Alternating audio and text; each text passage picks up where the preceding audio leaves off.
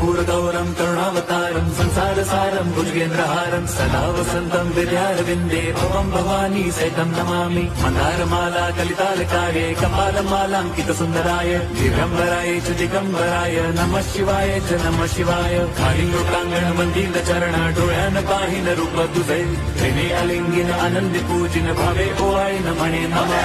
त्वमेव माता पिता त्वमेव बन्धुश्च सखा त्वमेव विद्या द्रविणं त्वमेव सर्वं मम देवदेव। कायेन वाचा मनसेन्द्रियैर्वा बुद्ध्यात्मना वा प्रकृति स्वभावात् करोमि यद्यत् सकलं परस्मै नारायणायति समर्पयामि। अच्युतं केशवं राम नारायणं कृष्णदामोदरं वासुदेवं हरिं श्रीधरं माधवं गोपिका वल्लभम्